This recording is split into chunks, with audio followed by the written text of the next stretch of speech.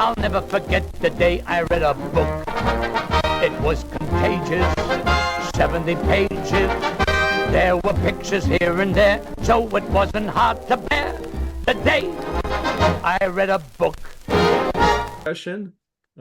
This month we're going to be talking about Palimpsests by Aleksandra Lun, a novel written in Spanish, takes place in in Belgium, with a Polish protagonist who is at war with the Antarcticans over his translation or his Antarctican novel. So that's I have to say this novel really spoke to me because I lived in Brussels. My wife and I, our family, lived in Brussels for 18 years, and the polyglot nature of that town, with NATO and the EU, and there's many things that a lot of folks don't. I mean, in addition to NATO and the EU, you also have, for example, SWIFT, which is the international bank network.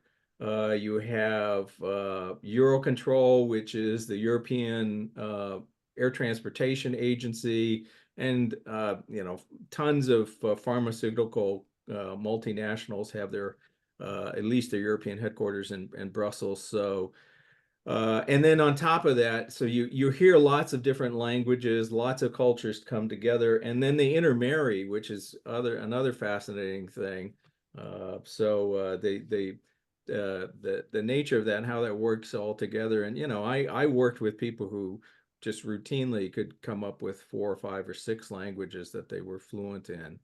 And the experience that our hero encounters here in this novel, I did try to get the translator, who is in Australia at the moment, to join us, but unfortunately she has a university class right at this time. So but she said she was happy to hear that we're reading the book. And but before we get into talking about the book, let's do the rounds again to talk about what folks have been reading. James, you want to start out, and what's been ringing your chimes these days? Well, probably the best short thing I've read recently is Perlefter by Joseph Roth. It's one of 2 books that's been sort of published posthumously. This one was far from being complete, but what's maddening is that it's so good. It's probably a second draft that he abandoned 10 years before he died. It's basically plotless. It's just sort of a series really of character sketches and anecdotes about a family and the people connected with it. But it's just so well written. It's pure pleasure. And the fact that it's incomplete doesn't really matter in a sense because of the plotlessness of it. It's just sort of showing you this series of characters. And yeah, I loved it. It's the only Roth. I've only got one Roth left after this that I haven't read, The 100 Days, which I'm putting off reading because I don't want it to be over. But yeah, I love this. Also, can I ask, is that an airplane in the iris? Is that significant? It is slightly. I mean, in the one of the main characters sort of becomes the first person in his kind of small town to fly in an airplane, and he just sort of vanishes for a while. So it is significant, but not. It's one of the many anecdotes. So it's not hugely significant to the overall book, but it's just one of the many stories that happens inside it. But yeah, I love that. And another one I loved was it's a collection of short stories, but a very short one. It's only 150 pages. I probably Maylis de Kerangel's Canoes, which is just collection of short stories, basically around the idea of voices, I guess. And I mean, there's only one of her books, I think the Chef, which didn't gel for me, but all the rest of her stuff I've absolutely loved, and none of her books are really like any of the others. A couple of them are kind of big books about big projects, told from lots of different points of view. But she again is not someone who repeats herself. And I also read was less good, The Factory by Hiroko Oyamada. I've read 2 books by her now, and I think that might be enough for me. She has, for me, the ingredients of really fascinating books, but then doesn't do a lot with them. This is just about a factory kind of in the middle of nowhere in Japan where the people who work there don't really know what they're doing. And it sort of feels as though it's going to be really good, but it doesn't manage to just do much with the ingredients. So I read the other one by her, was The Whole, and I felt similarly about that. People rave about it, so it might just be me, but it felt a bit sort of like sub Murakami kind of dollar store Kafkaism type stuff. It just didn't really click. Mm-hmm. And beyond that, a few things off the Internet Archive. Probably the one that most memorable was The Last Day by Helen McCloy, which is a sort of contemporaneous with On the Beach by Neville Shute, and it was probably the first American novel that was basically saying, civil defense is a load of crap and we're all going to die. And so it's about a nuclear war where everybody dies. It's slightly spoiled by the fact that people in their last hours give kind of long pontificating political speeches about how did we get here, which I suspect wasn't very realistic, but I admired its determination to be truthful about the horribleness of it all. But so not exactly a lost classic, but a lost interesting book. Yeah. Well, great. Well, for me, this is actually, I haven't done a lot of neglected book reading. The only one I could mention was a collection of short stories from the 30s. There was a particular note was, and I have to look up the title. Home is Where You Hang Your Childhood, which was actually very interesting to me because that title story is about a child caught in, a divorce in progress. And most of the stories were actually from the perspective and about people in families breaking up, which, you didn't get a lot of. This book was published in 37, I think, 34 or 37. So it wasn't a super common thing to get stories written about. And it was by Leanne Zugsmith was her name. And she was fairly radical. She wrote a labor novel.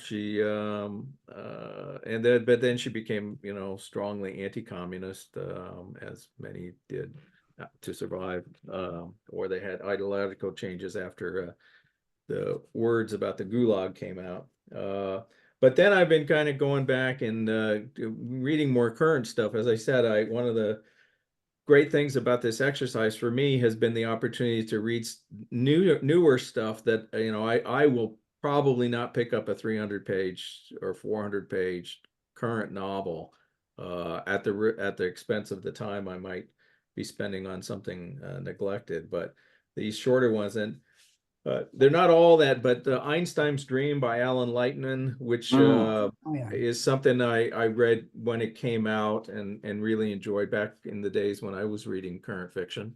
And it's just such a marvelous novel. In part, what I saw this time around was how much, at least in my opinion, the setting of Bern, Switzerland adds to the kind of the charm of the novel, which is, it's essentially every dream is about time behaving in a different way.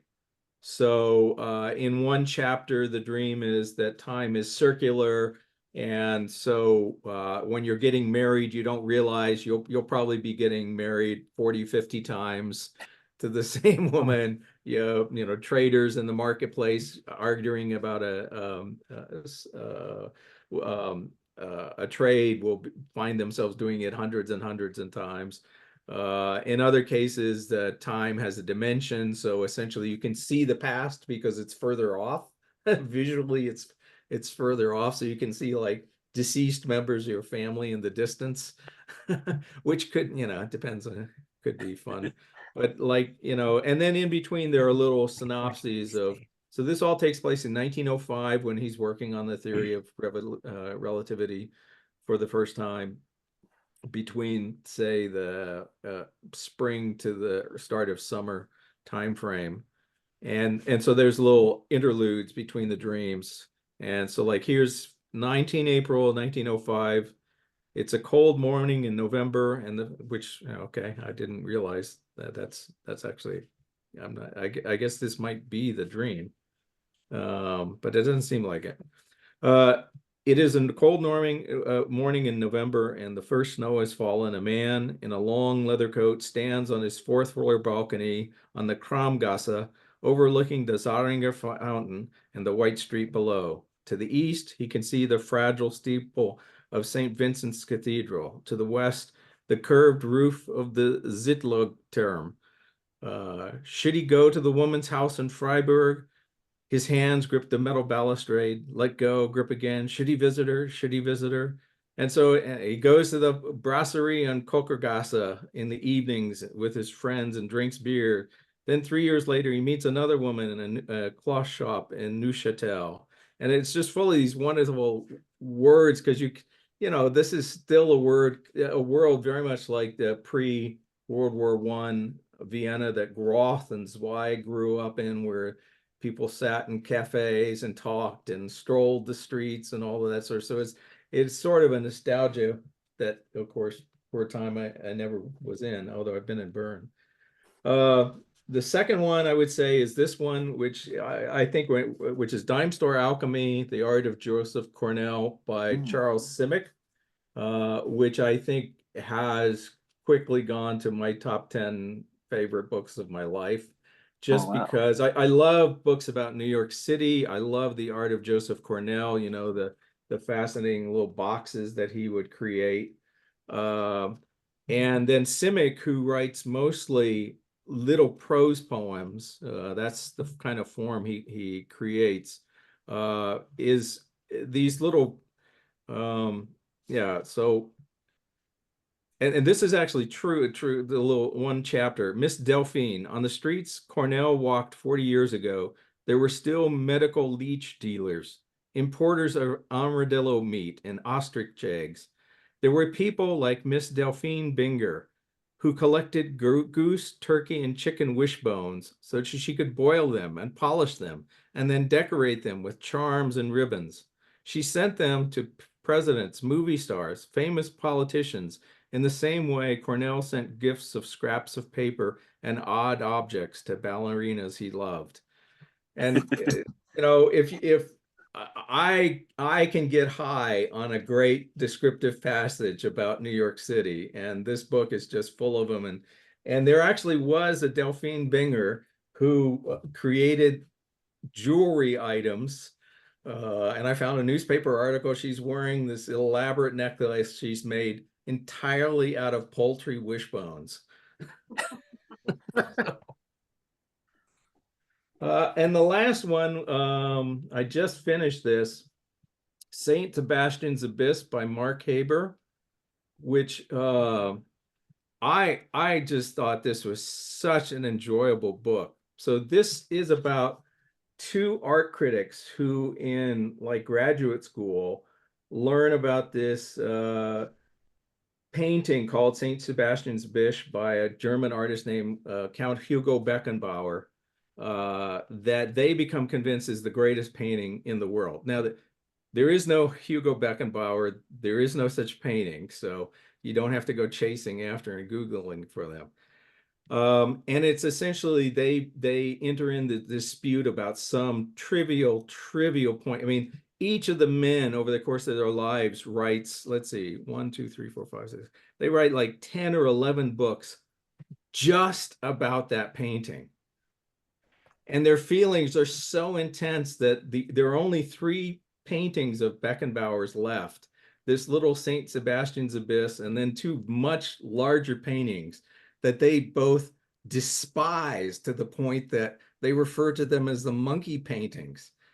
And what I like about this is Haber constructs his prose it's almost like tapestry weaving or rug weaving, because he just a second here. It's like rug weaving because he takes these phrases and he just uses them over and over and over and over again. each one of these, it's a book full of actually wafer-thin chapters. Typically, the chapter's like 2 or 3 pages long. So this book is 141 pages long. It has 76 chapters. And I actually stopped just before we got started. I looked up, for example, in chapter 67 is talking about the fact that the narrator, who is one of the 2 critics, his second wife, who is a modern art critic, thinks that the other man, Schmidt, that she thinks they're both idiots for being completely obsessed with this. And what Haber does is he uses, so in chapter 67, which I counted up is about 720 words, he uses the phrase "my second wife" 15 times. He also refers to every reference to the paintings. The other 2 paintings are to the 2 monkey paintings or the 2 lesser paintings. And so as you start to read the book, you see these phrases coming back again and again and again. So Schmidt, the other critic, thinks that essentially the last time there was any good art in the world was there's been no great art in the world since Cézanne died in April 1906. Well, you hear, the death of art in April 1906, that phrase will come back probably 40, 50 times in the course of the book. So it's a fascinating, and it was funny, I looked at a number of reviews of the book and they all fixate on the relationship between the 2 critics, and none of them seems to key into the fact that he's essentially, this book could probably, if you took out the repetitive phrases, this book would be probably less than half as long as it is. And yet it just kind of, the whole thing is a comedy about pedantry and the pointlessness of it. And using these phrases that they become embedded with, I just thought it was absolutely marvelous. And actually, Nancy Pearl, who has the Book Lust thing, I had lunch with her when I was in Seattle a couple of weeks ago, and she said, "You got to get this book. You're going to enjoy it so much." And she was absolutely right. And I just would highly recommend it. I was not expecting. She said it was about 2 art critics. I thought, oh, God. But it really is sort of pointless what the story is. For me, the way Haber constructed his prose, by having the willingness to use a phrase like "my second wife" 2 or 3 times in one sentence. And then, by the way, we hear his about his girlfriend who follows his second wife, who is obviously chosen on the rebound. And so you see "obviously chosen on the rebound," or a phrase to that effect appears again. So I've never seen a book that goes that far in being, repetitive in its prose. So I just, and it works, you're turning the pages. So something about that is remarkable. I listened to an audiobook version of that. Oh, sorry. Is there? Yeah, I bet that's great. And yeah. I got it really had the feeling that he's on the plane flight, he's going to Europe. And I felt like I was actually in a seat next to him, strapped in, and I couldn't move to hear this story. Yeah, the story starts because he gets this email from Schmidt saying that Schmidt says, "I'm dying and we need to settle our accounts." And so in the first 4 or 5 or 10 chapters, for Christ's sakes, he refers to Schmidt's short email over and over again. And he spends the entire flight across to Germany reading that one email, which he reminds us of repeatedly in the course of the chapter. So I don't know. I just thought, I'm already repeating myself multiple times, which is very much in the spirit of the book. Anybody else want to pipe in with something you've read that's good that we should share? Audrey, you mentioned something by Dave Eggers. The Dave Eggers book, The Honor of Your Presence, which I was attracted to. was in my library. It was very thin in between two other books. And it's very small in stature, and it's very short. So it's got some white space and decent font size, and it's one of these maybe rare than they'll be in the future, but it's got a COVID sensibility. So it's people just sort of coming out of pandemic, and this woman who's retreated to her house and sort of works as a graphic designer in her house and isn't really going to leave.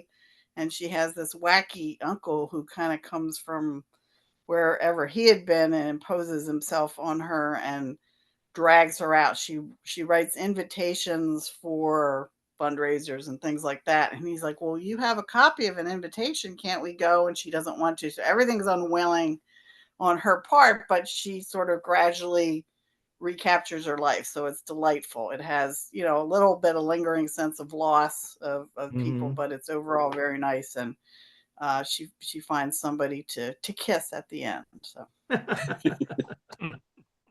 do we still do that? Yeah. I am in the middle of, I've got several ongoing projects, but one of them I'm working on is she's mainly known as a playwright, Yasmina Reza. She's French. She's done a wonderful play called Art, which is about three friends who essentially, just reached a point of practically wanting to kill each other over their disagreements about whether or not a completely white painting is completely white and completely pointless, and is it art, is it not artist? But she's written a number of novels, which I did not know until very recently, that she's written a number of novels, and she's wonderful at capturing particularly men who just will not let go of the bone, so to speak.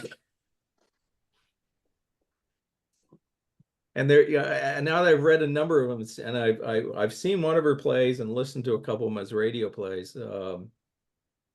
You can see that she has sort of a whole world behind her things, because there's always a character named Serge. I don't know if it's always the same Serge, but these little things you start to pick up from work to work to work. So I've got 2 more of hers to read, and then I will kind of do a summary of Yasmina Reza's prose work, although her plays are great too. Anything else, Gordon? Have you? Yeah, just quickly, you can see the end of the morning. Charmaine Cliff is quite a tragic figure in Australia. Oh my gosh, yeah, Charmaine Cliff. Yes, she never got to write a full novel, and all that existed was a first and a second draft. It's basically only 50 pages, so it sort of almost sits between short story and novella, and it's just a description of the beginning of the telling of a family, which probably is a little autobiographical for her.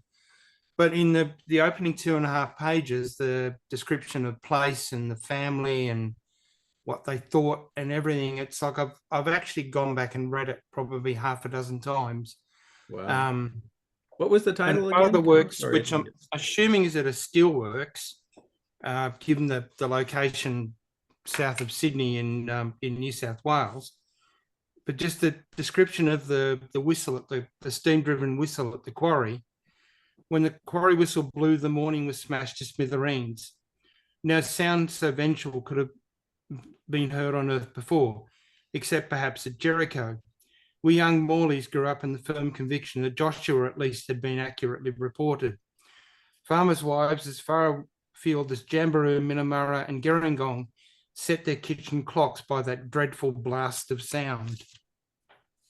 And just you get the sense of the volume and the force and yeah, having worked in power stations, and in the past there being steam whistles at the works, you get that sense of the sound just carries. Mm-hmm. What was the title of that book again? The End of the Morning. Oh, okay. There's the 50 pages of all that she had written, and then there's a collection which I believe none of them have been printed before, of essays. She was writing for newspapers, more or less supporting herself and George Johnson, and it was very, in that sense, a very uneven relationship where she was the breadwinner, so she could keep writing, and then in Clean Straw for Nothing, she, in parts, wasn't portrayed all that well, and yeah, in that sense, it's quite a tragedy because, well, George was no angel either. Right. No. Yeah. That's As in, funny. he got I, turned out in a I big came fat trilogy, across a so- collection of her newspaper pieces years ago here in the U.S. She's completely unknown here in the U.S., but I came across a collection of her newspaper pieces, which are so much better than newspaper columns for sure. I mean, they're wonderful Yes. essays and full of, insights and wonderful descriptive writing like that. And so I wrote about her, and I read the biography about her, and she did absolutely have a fascinating life. But for some reason, that is the single most hit page on my website. Like every day, there's 25 to 50 hits on that Charmian Cliff. I don't know why. I mean, there must be something out there that has a link that, but Jen, yeah, she's within still Australia, well not known. known in the US at all. Not at all. I think there was 2 collections previously printed, actually were republished recently in the UK. I can't remember which publisher. Other thing I was going to mention, which I haven't read yet, but I was intrigued as to how it suddenly appeared. It's Dalkey Archive. It was out of print for many years. It doesn't say that it's been reprinted. But I believe a bit of a cult book in the past, and I just stumbled upon it a couple of weeks ago at my usual bookshop in Melbourne. I don't know if you know it, James, or not. No, I don't. I've heard of the title, but I don't know the book at all. All right, one to read before next time round. I suspect it probably hasn't been reprinted normally. I think a lot of Dalkey stuff now, they just do little short run print on demand things. So stuff crops up that's, some of it still crops up in sort of 1970s covers out of nowhere and things like that. It does have the feel of being a print on demand.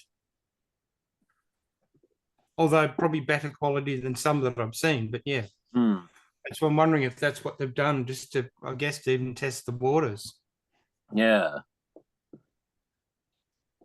It's weird, actually. You get these little bursts of Dalkey stuff being available, like unexpected Dalkey stuff being available, even in sort of suburban Australian bookshops, which is not where you'd expect to see it. It seems to appear out of nowhere, and it's there for 6 months and then vanishes for years, and you get another little burst. I'm not quite sure what the distribution is, but it's welcome when it happens. You picture people bringing suitcases of Dalkey books over. Yeah. It's just like text classics over here. Sometimes you see them, but for the most part, I mean, they're quite unknown, sadly. Anyone else want to share a book before we get into the discussion of the Palimpsest? Joe? I will. I'll share. Okay. I've got, I read Indian Nocturne. It's Antonio Tabucci. Oh, it's right. Not new. It's the first book I've read by him. And it's around 100 pages. It's about a man who travels to India to try to find out what happened to a friend of his whom he hasn't heard from in a year. And he travels from Bombay to Chennai and then Goa.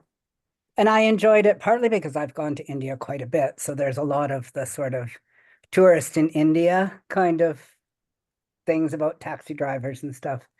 But it's very spare. Not every scene is very, there's not a lot of detail, which I really like. That sort of just, I don't know how to describe it, but he does it really, really well. You feel like you've read a more detailed scene because he just picks up on particular things he observes or people he speaks to. So it's quite good. There's a Canadian novel coming out this month in May that apparently uses this as kind of a motif. So I was curious to read it that way. but I've collected a bunch of his collections of short stories that often have great names, and I haven't read any yet. So this is the first one that I actually sat down and read, but it's great. And the other one I wanted to say is this, The Wounded Age. And it's it's a novella and a collection of short stories in one, The Wounded Age and Eastern Tales. It was just shortlisted for the ERBD, the European Literature Prize. And it is very spare. The novella it's almost verse-like, but it's not really verse. It's just that almost every sentence has its own line. And the author does not believe in any extra words at all, any adjectives, if he can get away with it. He's from Istanbul, and when he finished his schooling, instead of going into the military, he had the option to go teach. And so they sent him to like the opposite end of Turkey, to right by Iraq, where there's a large Kurdish population, really harsh, spare and brutal kind of territory.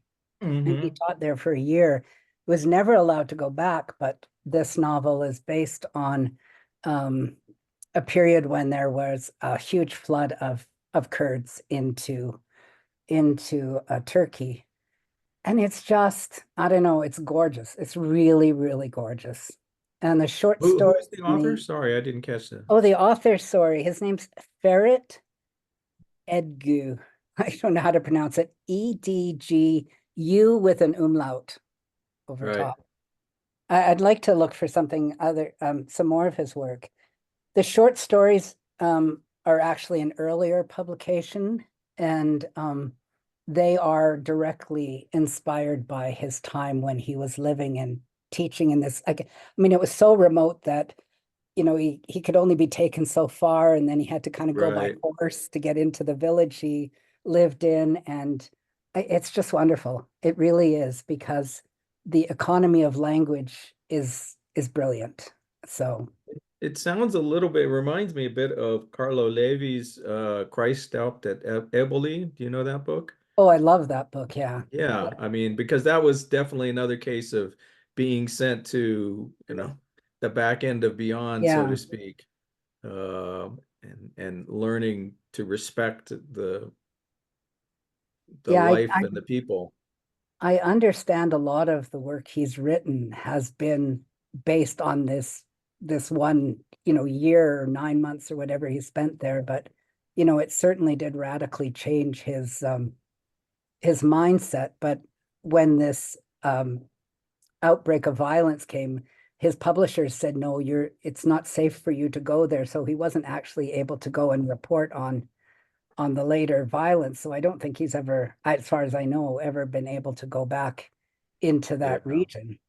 But definitely it's beautiful and really quite different. So it sounds great. I used to go in and out of the Istanbul airport, or go through there at least once a year, and they had such a great collection of Turkish literature and translation there. Every time I picked up one or two books that were just terrific. So I kind of miss not being exposed to that now. Yeah, it's well worth it for sure. Yeah. Anyone else before we jump into the palimpsests? Well, okay, James, this was one of your picks. I'm not picking on you about these things, but lead us off. Tell us about why this was your pick. I think mainly I chose it because when I first read it, when it came out, which was I think only a few years ago, I think 2018, I just remembered how fun it was. I mean, I wanted to say it's clever but not deep, but that's not really true. It is quite deep, but it's not deep in the normal sense of, you know, I mean, the characters are caricatures, you know, all the things that happen are ludicrous, but it is deep in its concerns. But yeah, I just enjoyed it. I mean, as someone who enjoys translated literature, and I guess also the ideas about translation that you read about when you read translated literature. It just was a really enjoyably playful, silly, but intelligently silly examination of all of that. I mean, it didn't hurt that most of the writers that turn up in it as, you know, kind of caricatured versions of themselves, they're mostly people that I've read and really enjoyed. So I don't know, it made, while being tremendous fun, it just made me really think about the people who are not just bilingual, but they only find themselves as artists in someone else's language, for better or worse, from their own point of view. I mean, you know, you see people, as I say, I really like the contrast between people like Conrad, who, you know, said repeatedly he couldn't have been a writer in anything other than English, even though it was his third language. And someone like Agatha Christophe, who, you know, was only a writer in French, but hated French, despised French, and was angry about French her entire life. And just looking at the different aspects of that whilst being in a very fun, very daft book. I just really enjoyed it. It's certainly a lot less traumatic than a lot of the books we're reading this year. Yeah, I'd say that. I mean, it certainly, I mean, she must have had a wonderful time putting this together.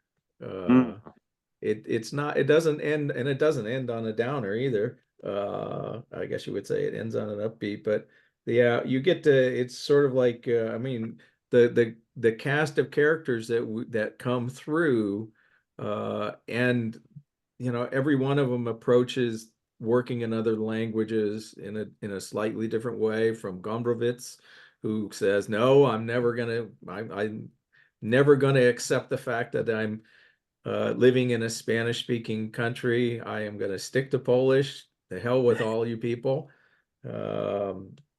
And then Nabokov, and then Conrad, of course, and yeah, and I was sorry we weren't able to get Elizabeth Bryer to join us, because it must have been particularly fascinating to work on it as a translator, because translation, the play of sensibilities, is kind of runs throughout the work. Yeah, I like the bit in And her, she did a wonderful job with the translator's note at the end, which I Yeah. always enjoy hearing from translators. What were their struggles, or what were their delights? And it looks like she had fun with all of it, and then shared some of her work about, you know, like strict verbal translation, and then the spirit of it. And then when she got the postcard book from the author, and that the author is a very good translator herself. So I thought that Right. just doubled everything delightfully. and when she talks about, you know, there's no actual way of answering what the hell language is the story from the point of view of the characters in it being told in. There's no way of resolving it. It's just, yeah.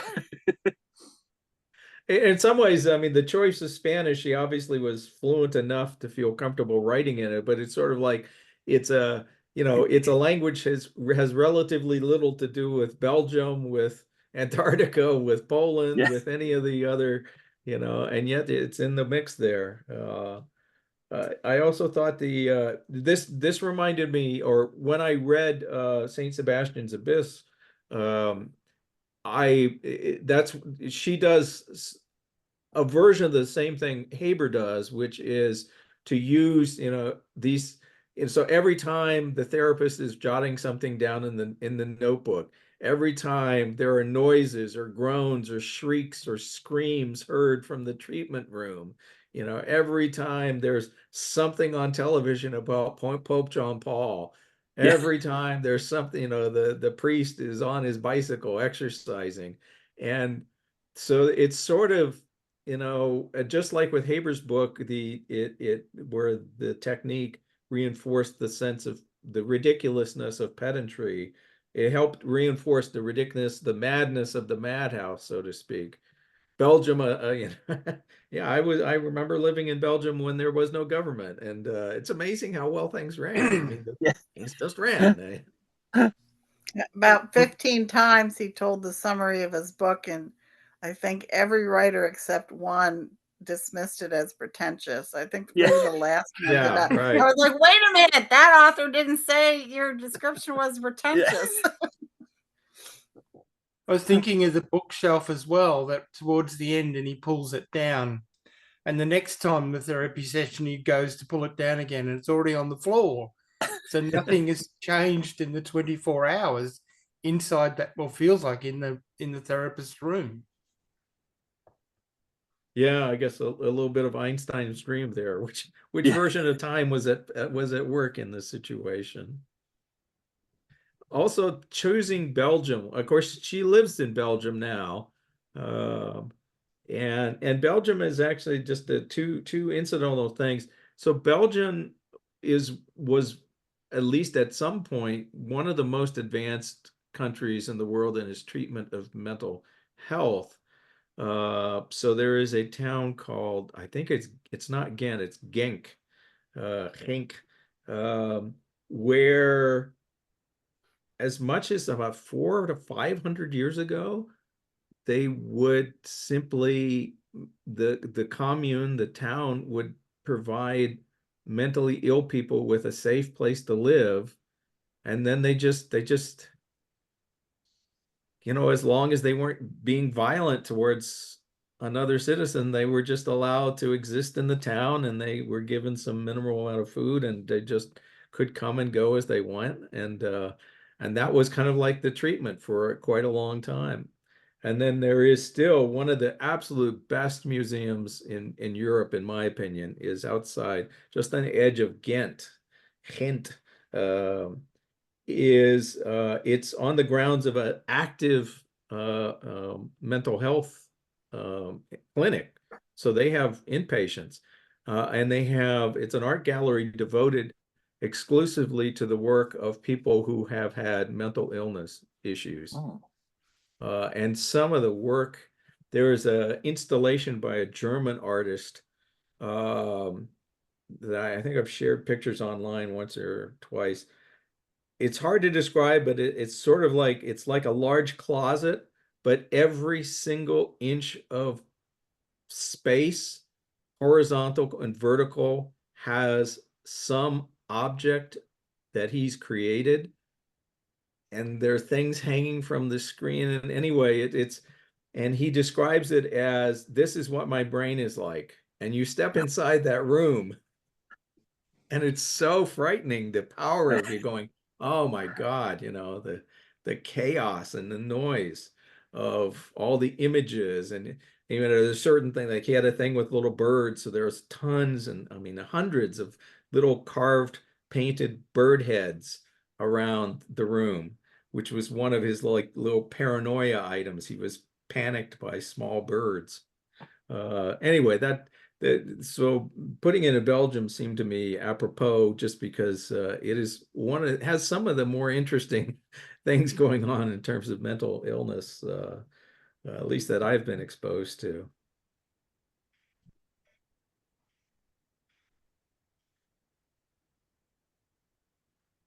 One thing I wanted to ask, because some of these I've noticed with the very short books. Now, this sort of has a narrative arc in the sense that we begin in the institution and he finally gets out, and we know from essentially flashbacks that he left Poland, and he was in Poland before the wall came down, and went to Antarctica, and then ends up in Belgium somehow. But a lot of these shorter books seem to be able to essentially dispense with narrative arc entirely. Do you think that's something that is an advantage of a shorter format? I think it is something you can. I think it is. I mean, for me, partly the ones we're reading here that have been emphasized, sort of skewed by my choice, and I'm a great enjoyer of plotlessness often.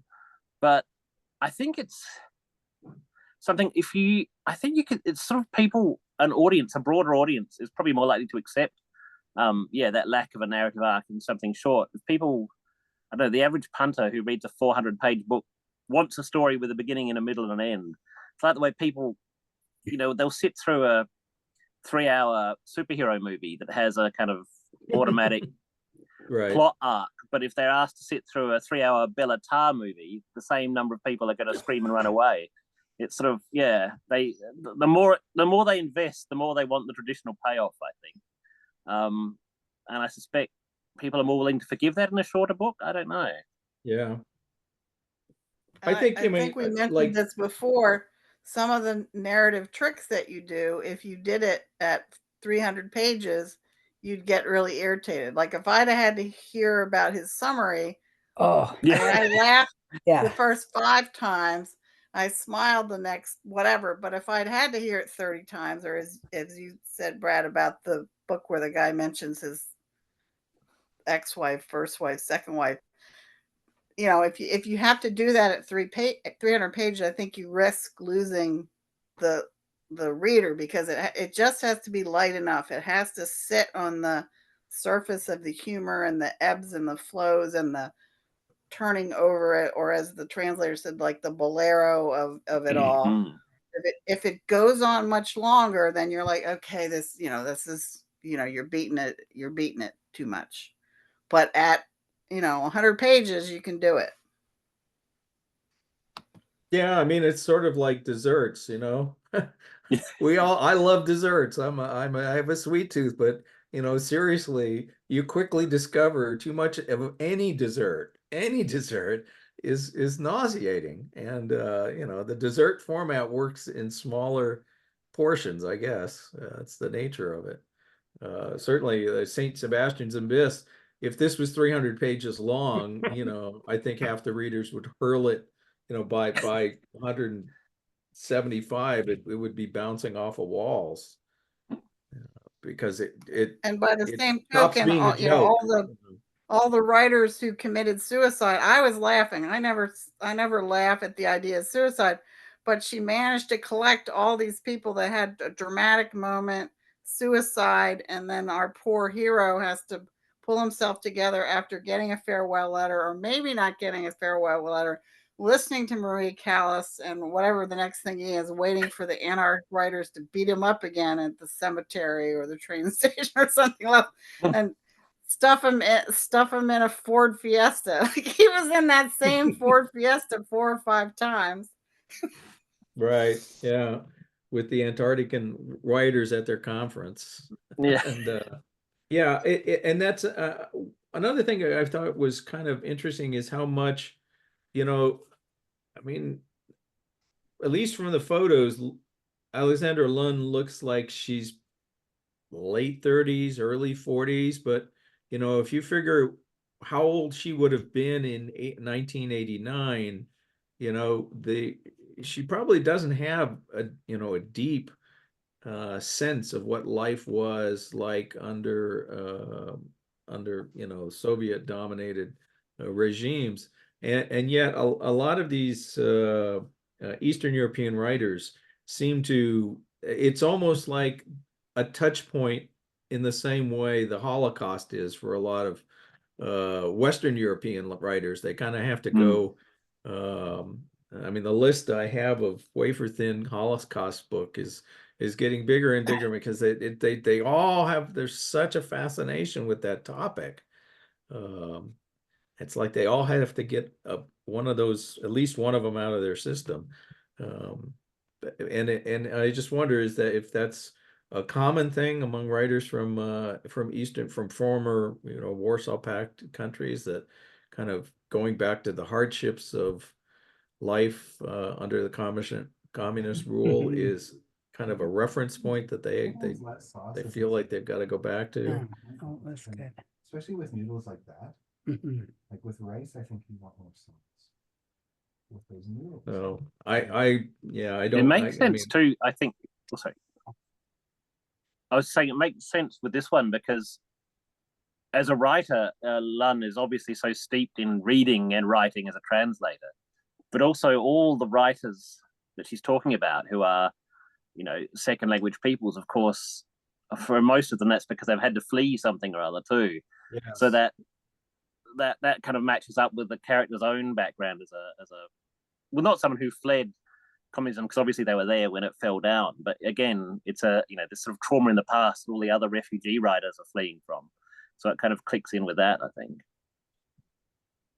Yeah, I mean, at NATO, I work with a fair number of people who were old enough to have actually been in the military or been in university under communist rule, and there is sort of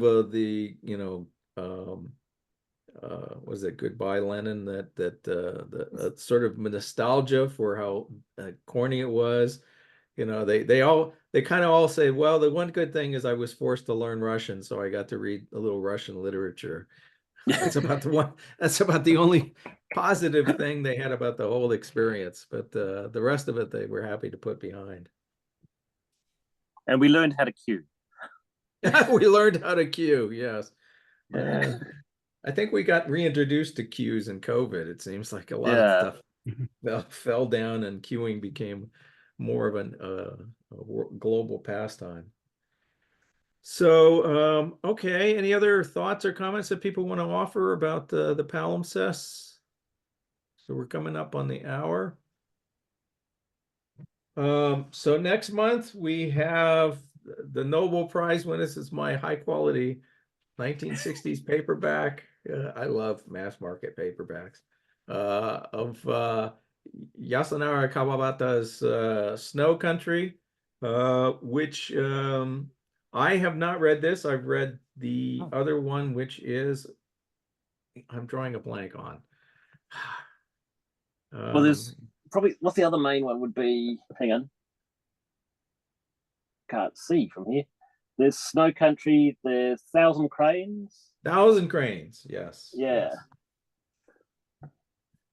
So Right, I'm looking forward to, it's been a long time since I've read, I'm in fact, I am positive I bought this book when I was in university. So this is late 70s. I've been toting it around since then. So it's weird, actually, you're finally getting me around to reading a book that I've moved back and forth across the Atlantic at least once. It's weird too, because just the last couple of years, two other books by him that had never been translated have suddenly emerged: Dandelions and The Rainbow, which were both really good. But I wonder what suddenly prompted people to go, oh yeah, he existed. Let's find the rest of his stuff. It's quite strange. Could be, depends on when they were published, could be there in public That's domain. true, yeah. He was writing in, I guess, as early as the late 20s. I think so, yeah. Yeah.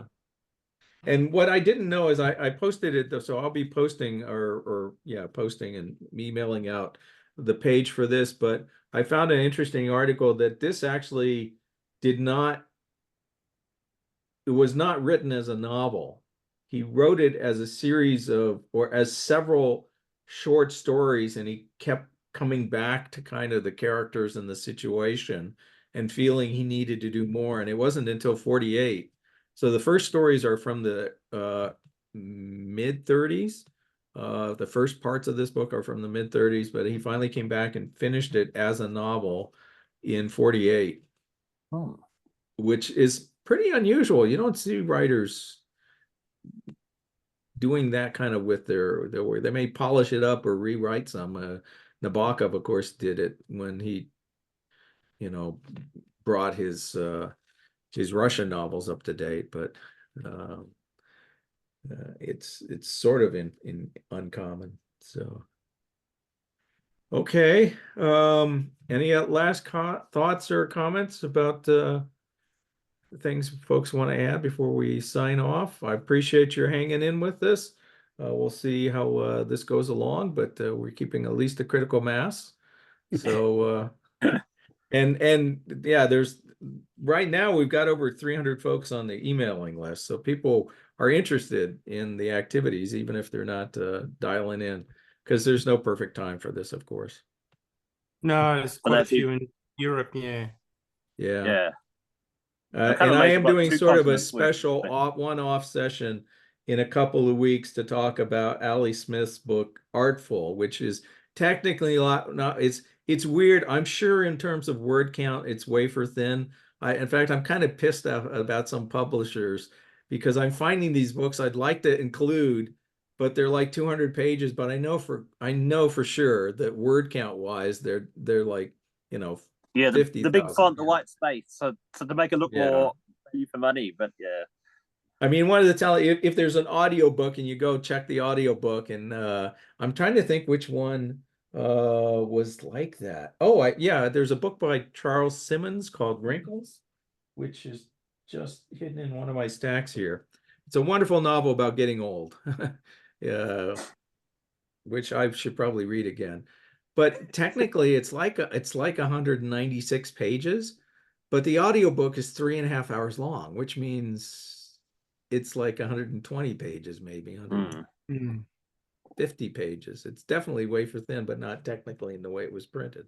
I would rather have white space and larger font than cramming Yes. in no Yeah. space and tiny font to save pages.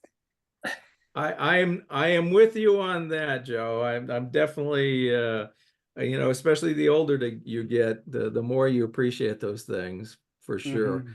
It's nice to be able to get both of them, but I'm trying to think who the heck. Oh yeah, I don't have it because I have it in the other room. I'm finishing it. The Employees by Olga Ravin. Yes. Yeah. But from New Dimensions. I mean, it's teeny tiny print. It's painful to read for me. Their fonts have been really bad at times, just unreadable. Like there was one, a Ukrainian book, and I had to read it by very good light. It was, the font was so small, and I was really annoyed. I thought, I'm not getting younger here, and either has to come with a magnifying glass or something. But I mean, it was really painful to read. Yeah. I mean, absolutely. There's some kind. I mean, that was an old trick back in this day, where they crammed it in, and even this book, I can't technically read what's in the gutter in some cases because it's been overdone. But it was probably $2.95, right? What's that? It's probably $2.95 or less, right? 60 cents. And they had like 60 cents, yeah. Or effort save paper kind of reasons, which we we don't have it saving the trees. You're doing Ali Smith in a couple of weeks. I'll need to send you the note. She's judging a new novella prize in the UK. Yes, right, yeah. Shortlisted, and it was supposed to have been announced April, but it seemed to be I'll have to look out for that. I months. saw that and reposted that announcement. So that's an exciting venture. Well, James, it's funny that going back and I went on a deliberate hunt to find kind of forgotten novellas from the 30s, 40s, and 50s, and I think for the most part they were really pretty unpopular with publishers in that time frame, because it's quite exceptional to find a slim book. But there's some interesting there. I in fact, I literally spent a couple of hours going through old New York Times reviews, searching for, like 125 pages, 125 pp period, and finding some interesting stuff that I have on my stack, and I'm slowly accumulating. So publishers I might still end up doing don't. this another year for all I know. Publishers still don't want novellas if they can get a novel because they can charge more. The German writer Wolfgang Hilbisch, he was an exceptional novella writer, and I know his translator. I got to go to San Francisco and interview her in person, and we had lots of long conversations.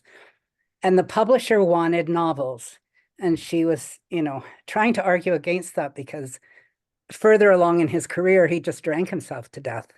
So the novels are not his strongest work. The novellas are, but the idea of putting out a novella and only being able to charge so much, or a collection of short stories, they want like in Canada, $40 hardcover that I'm not going to buy.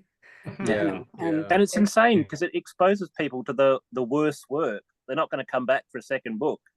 just because you Yeah. published the longer bad book. Whereas if you publish the short good book, they're going to want to read the next short good book. So. And I think Europe has a different attitude about the novella. Yeah. It's an art in Mm. itself.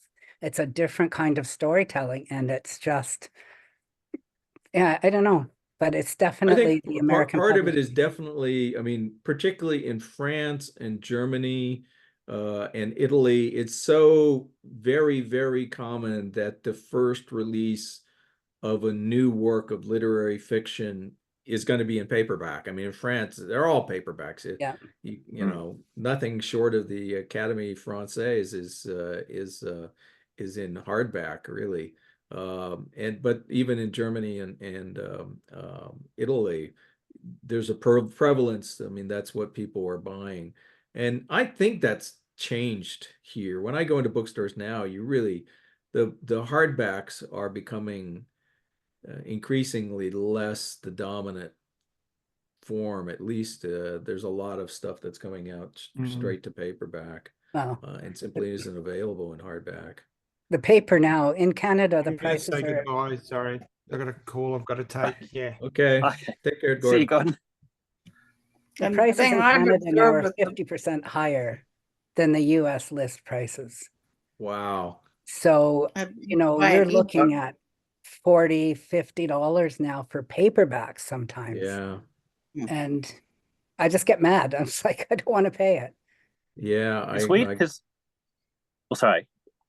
I was Go saying in ahead. Australia, we get a lot of the big paperbacks. Oh, because, yeah. I noticed that when I was there.